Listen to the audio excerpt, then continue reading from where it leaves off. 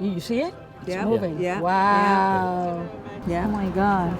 That was the moment when the school started shaking, Scratches? and then when he looked again, the my building God. was going down. Oh, his library went into the ground. It's crushed.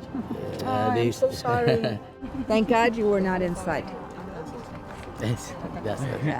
When we go to the refugees, most of the kids start running, yelling to us, teacher, teacher, how are you? Are you okay? Instead of saying that they are not well, they were asking about our health.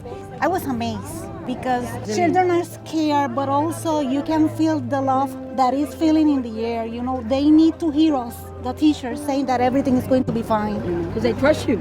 Yes, And they know you and they that's love the you. point. I can tell you that they are also our strength to continue. Amen. Because we know that they need us. We are going to rise again. And believe me, we're really grateful. We're really grateful. Juanica, the teachers, our kids, we're grateful. Thanks a lot for being here.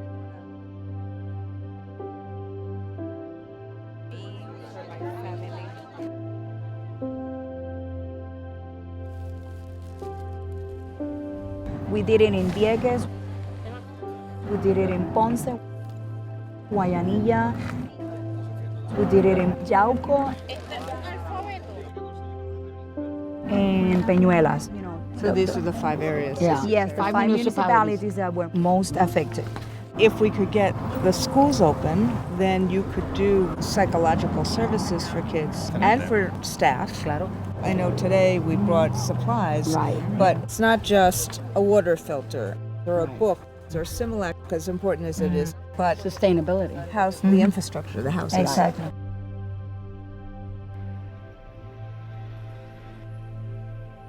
So she just built a house. She's only been there 6 months. And now she just got in and this is what happened. And they were sleeping inside. They had to go through the back. Thank God they had a staircase. They could exit out. All her life savings are in this house. Good morning, everyone. We're here in Juanica, Puerto Rico, with the American Federation of Teachers and the Asociación de Maestras. This is Maria, a teacher just like you and I, a member, a sister. And this is the after effects. She saved all her life this beautiful home.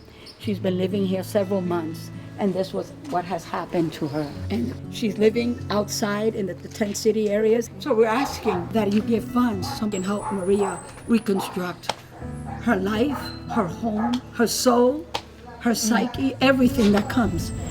Era una casa de 6 meses nada más de construida, con todos los ahorros. Solamente pude vivir 6 meses ahí.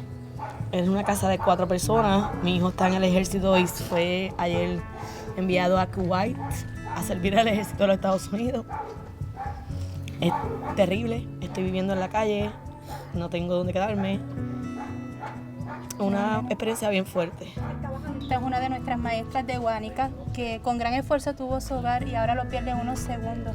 Así que todo el que pueda ayudar a que esta maestra pueda tener nuevamente su hogar como ella merece y no deje de estar viviendo en las casetas donde está viviendo, se lo vamos a agradecer. Exhortamos a la ayuda para que ella y su familia, sus niños, puedan tener un hogar seguro. Así que Dios les bendiga a todas las personas que quieran ayudar a esta maestra de Juanica. We are here with our affiliate, the AFT and ANPR, in the areas that were most hit to assess the need, talk to our members, talk to children, and figure out what should be done, because it hasn't been done by anyone, not FEMA, not the Puerto Rican government, not the American government. That is why your union is here.